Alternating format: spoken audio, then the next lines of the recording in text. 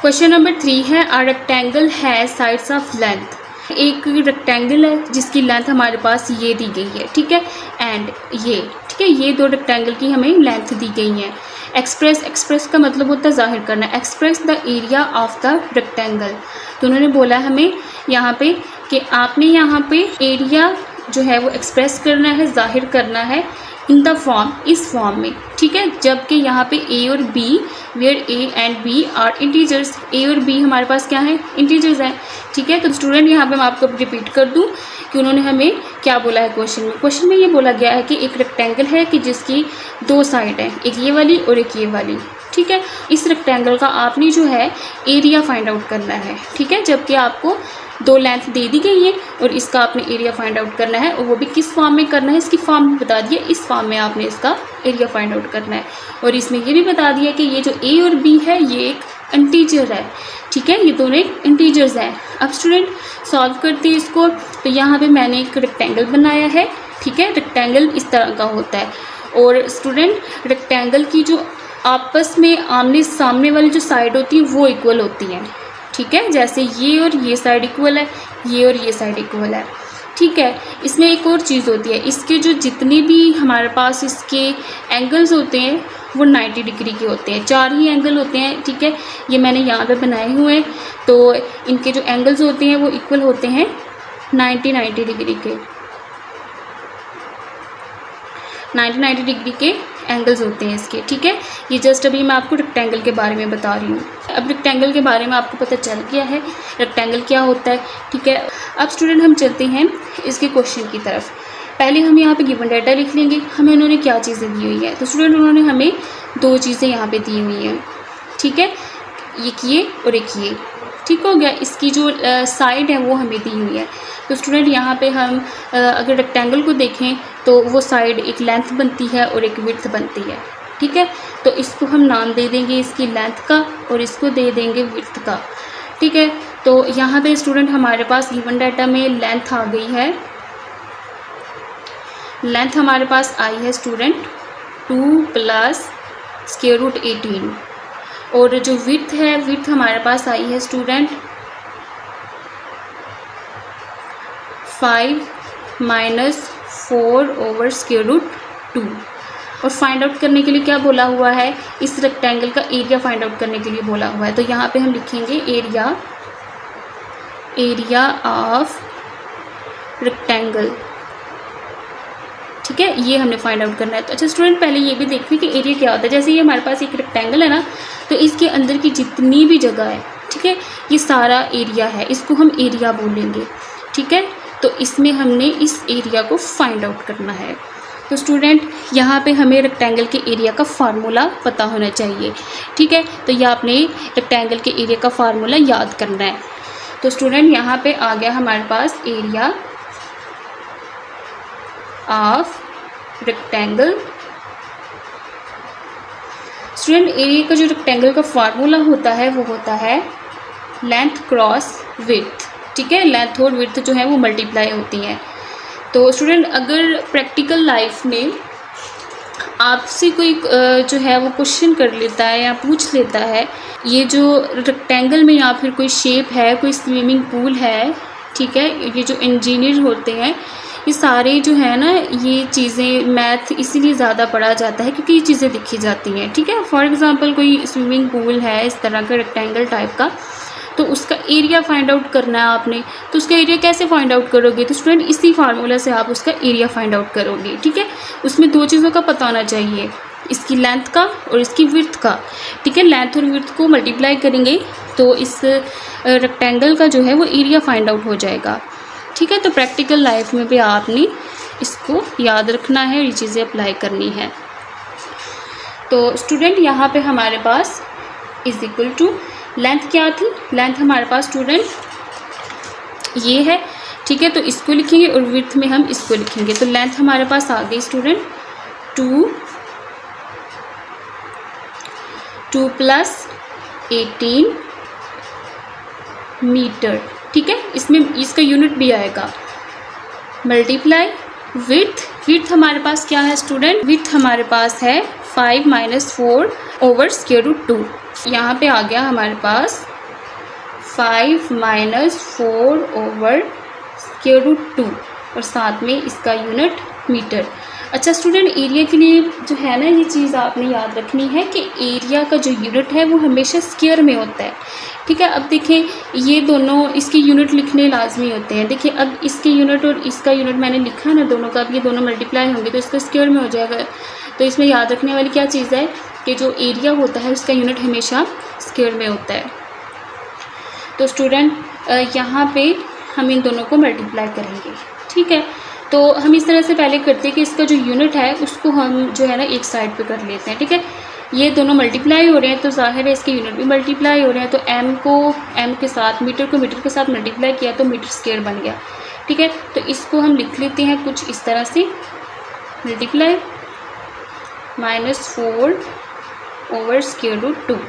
ठीक है, तो ये ज़रा मैं एक बड़ी ब्रैकेट लगाऊंगी ताकि मैं इसके यूनिट को बाहर लिख सकूं। ठीक है, इसके साथ ये आ गया, मीटर को मीटर के साथ मल्टीप्लाई किया तो ये मीटर स्क्वायर आ गया इज इक्वल टू। अब ये दोनों वैल्यू आपस में मल्टीप्लाई हो रही हैं तो इस 2 को हमने पहले इस सारे वैल्यू के साथ मल्टीप्लाई करेंगे, उसके बाद इसकी टर्न होगी, इसको सारे वैल्यू के साथ मल्टीप्लाई करेंगे।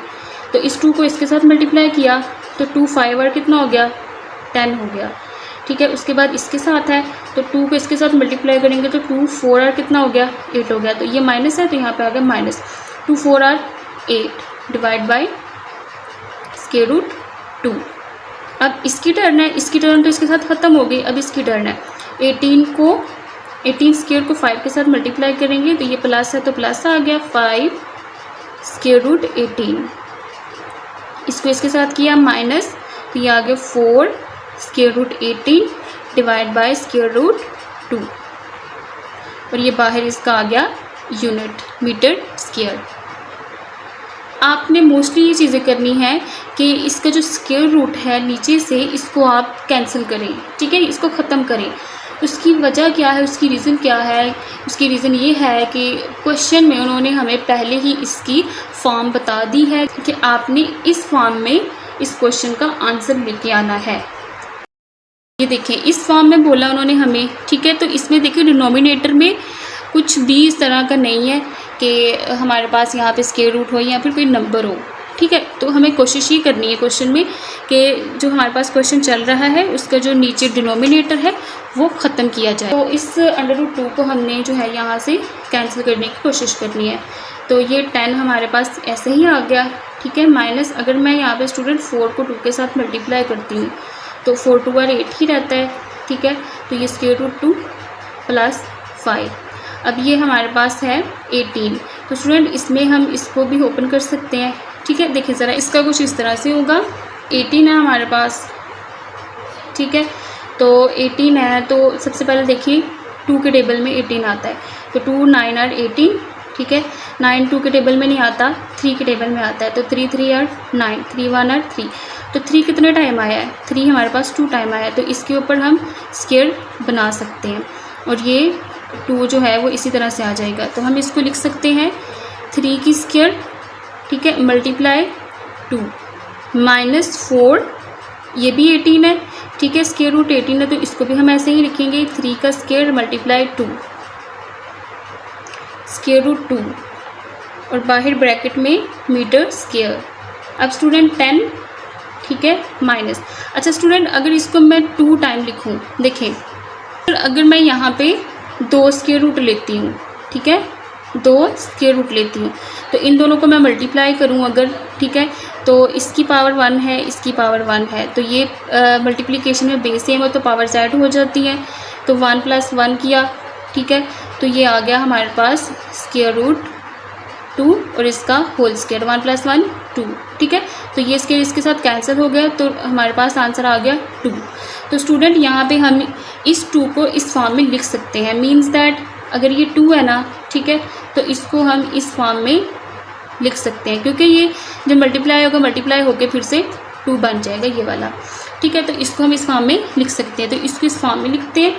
तो स्टूडेंट यहाँ पे आ गया 4 वैसे का वैसे ही और ये 2 इस तरह से लिखा जाएगा।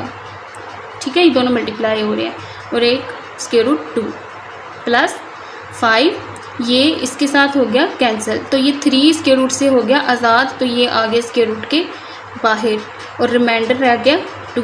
Minus 4 square root 2। अब ये भी इसके साथ कैंसिल हो गया, 3 का स्क्वायर रूट के साथ, तो ये 3 भी स्क्वायर रूट से आज़ाद हो जाएगा, ये आ जाएगा बाहर और अंदर रह गया स्क्वायर रूट 2 और साथ में इसका यूनिट आ गया metre square is equal to 10। A square root दूसरे स्क्वायर रूट के साथ कैंसिल हो जाएगा। डिवाइड में अगर दो चीज़ें सेम है तो वो कैंसिल हो सकती हैं, तो ये कैंसिल हो गई। माइनस रिमाइंडर हमारे पास 4√2 रह गया, ठीक है, प्लस 5 3 आर, ये मल्टीप्लाई हो रहे हैं, 5 3 आर 15 और ये साथ में आ गया स्क्वायर रूट 2 माइनस ये दोनों भी सेम है, ठीक है, तो ये भी कैंसिल हो गई डिवाइड में। तो माइनस 4 3 आर कितना हो गया 12 हो गया और बाहर ब्रैकेट के इसके आ गया इसका unit metre square is equal to. अब स्टूडेंट देखिए 10 है और माइनस 12 है, ठीक है, जो विदाउट स्क्वायर है वो आपस में प्लस माइनस होंगे और जो सेम स्क्वायर रूट है वो आपस में प्लस या माइनस होंगे, जो भी इनके साइन होंगे। तो 12 में से माइनस हो जाएगा 10, बड़ी वैल्यू के साथ माइनस है तो यहाँ पे आ गया माइनस, ठीक है, तो 12 में से 10 को माइनस किया तो आ गया 2। अब यहाँ पे स्क्वायर रूट 2 है, स्क्वायर रूट 2 है, प्लस माइनस हो सकते हैं, सेम स्क्वायर रूट है, तो प्लस 15 है माइनस 4 है, तो 15 में से 4 को माइनस करेंगे, ठीक है, तो बड़ी वैल्यू के साथ प्लस है तो प्लस आ गया, 15 में से 4 को माइनस किया तो 11 आ गया और साथ में इसका स्क्वायर रूट आ गया 2 और यूनिट है इसका मीटर स्क्वायर। अब इसको आप थोड़ा सही करके लिख लें इसकी तरतीब को, ठीक है, प्लस वाला हम पहले लिख लेते हैं, ठीक है, 11 स्क्वायर रूट 2 और साथ में माइनस 2 इस तरह से आ गया, ठीक है, और इसका यूनिट जो है वो मीटर स्क्वायर है। तो स्टूडेंट ये है इसका आंसर। क्वेश्चन नंबर 4 है find 2 numbers where sum is 68 and difference is 22। तो स्टूडेंट यहाँ पे देखें कि हमने फाइंड क्या करना है, हमने 2 नंबर फाइंड करने हैं जिसका सम इक्वल है 68 के, जिसका डिफरेंस इक्वल है 22 के। तो स्टूडेंट यहाँ पे मैं आपको बता दूँ सम का मतलब होता है प्लस करना, ठीक है, और डिफरेंस का मतलब होता है माइनस करना, ठीक है, तो ये आप अगर चाहें तो याद रखने के लिए ऊपर भी लिख सकते हैं, जिनको नहीं पता सम होता है प्लस करना, डिफरेंस का मतलब माइनस करना, ठीक है। तो स्टूडेंट यहाँ पे सबसे पहले हम 2 नंबर्स को लेट कर लेते हैं जो कि इन्होंने हमें नहीं दिए, जस्ट हमें बोला हुआ है कि आप 2 नंबर हैं फाइंड करें, जब उन 2 नंबर्स का जो सम है वो 68 के इक्वल है और डिफरेंस उसका 22 के इक्वल है। तो स्टूडेंट हम यहाँ पे लेट कर लेंगे, फर्ज करेंगे कि 2 नंबर्स कौन से ले लेते हैं, ए और बी ले लेते हैं, ठीक है, कोई से 2 नंबर लेट कर लिए हैं ए एंड बी और साथ में स्टूडेंट हम लिखेंगे कि अकॉर्डिंग टू द कंडीशन। अब स्टूडेंट क्वेश्चन की कंडीशन के मुताबिक काम करेंगे, ठीक है, तो अकॉर्डिंग टू यहाँ पे हम लिखेंगे अकॉर्डिंग टू द